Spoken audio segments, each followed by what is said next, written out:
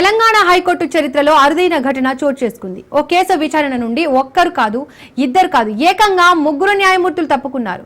అది కూడా ఒకే రోజు తప్పుకోవడం సంచలనంగా మారింది. ఓబులాపురం మైనింగ్ కేసు విచారణే ఇందుకు కారణం. ఒకే రోజు ముగ్గురు న్యాయమూర్తులు justice Nagesh Bheemapaka, justice Alishetty Lakshminarayana, justice K శరత్లు కేసు విచారణ నుండి తప్పుకోవడం హైకోర్టు చరిత్రలో ఇదే తొలిసారి.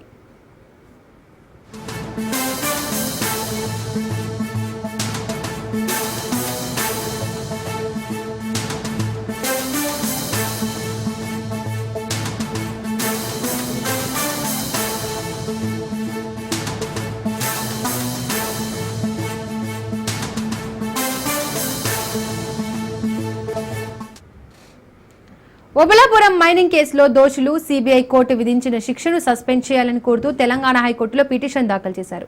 ఈ శిక్షను సస్పెండ్ చేసి బెయిల్ మంజూరు చేయాలని కోరుతూ గాలి జనార్దన్ రెడ్డి, బివి శ్రీనివాస్ రెడ్డి, విడి రాజగోపాల్, ఓఎంసీ కంపెనీ, మెఫర్ అలీ ఖాన్లు హైకోర్టులో పిటిషన్ దాఖలు చేశారు. మే 21న ఈ పిటిషన్లపై జస్టిస్ నందికొండ నరసింహరావు విచారణ చేపట్టారు. ఈ క్రమంలో పిటిషనర్ల తరపున న్యాయవాదులు వీరు 3.5 ఏళ్లుగా జైలు జీవితం గడిపారని, అందువల్ల వీరికి బెయిల్ మంజూరు చేయాల్సిందిగా కోర్టును విన్నవించారు. కానీ న్యాయమూర్తి పిటిషనర్ తరపు న్యాయవాదుల వాదనలతో నిరాకరించారు. సిబిఐ వివరణ లేకుండా తాము ఉత్తర్వులు జారీ చేయలేమన్నారు. విచారణను ఈ వారానికి వాయిదా వేశారు.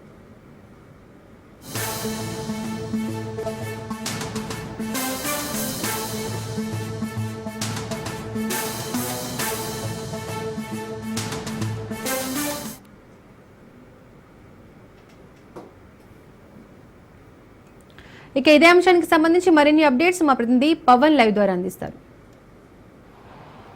ఓబులాపురం మైనింగ్ కేసుకు సంబంధించి తెలంగాణ హైకోర్టులో ఒక అరుదైన ఘటన కూడా చోటు చేసుకుంది. అయితే ఒక విచారణకు సంబంధించి చూస్తే మాత్రము ముగ్గురు జడ్జిలు కూడా ఈ కేసు విచారించి కూడా తాము తప్పుకుంటున్నామని చెప్పి కూడా ఇందులో దీనికి సంబంధించి ఒక అరుదైన ఘటన కూడా చోటు చేసుకుంది. ముఖ్యంగా చూస్తే ఆ యొక్క కేసుకు సంబంధించి చూస్తే ఆ సిబిఐ కోర్టు ఈ కేసులో ఉన్న దోషులకు బివి శ్రీనివాస్ కావచ్చు, గాలి జనార్దన్ రెడ్డి, ఓఎంసీ కంపెనీ, అలీ ఖాన్, రాజగోపాల్ రెడ్డికి సంబంధించి చూస్తే వీరంతా కూడా 7 ఏళ్ల జైలు శిక్ష విధిస్తూ కూడా కోర్టు యొక్క సిబిఐ కోర్టు కూడా ఉత్తర్వులు జారీ చేసింది. ఈ జారీ చేసిన నేపథ్యంలో వీరంతా కూడా హైకోర్టును కూడా తెలంగాణ హైకోర్టును కూడా ఆశ్రయించారు. సిబిఐ సంబంధించిన కోర్టు యొక్క దీనికి సంబంధించి యొక్క 7 ఏళ్ల జైలు శిక్షను సస్పెండ్ చేస్తూ తమకు బెయిల్ ఇవ్వాలని చెప్పి కూడా హైకోర్టులో యొక్క పిటిషన్ కూడా దాఖలు చేశారు. మొత్తం 5 పిటిషన్లు కూడా దాఖలు చేయగా దీనికి సంబంధించి మొదటగా ఈ కేసుకు సంబంధించి విచారణ జరపాలని చెప్పి కూడా జస్టిస్ శరత్ బెంచ్కి దీనికి సంబంధించి విచారణ జరపాలని చెప్పి ఈ కేసుకు సంబంధించి తాను విచారణ జరపలేను, మరొక జడ్జి ముందుకు తీసుకెళ్లాలని చెప్పి కూడా దీనికి సంబంధించి అతను ఆదేశాలు కూడా జారీ చేశారు.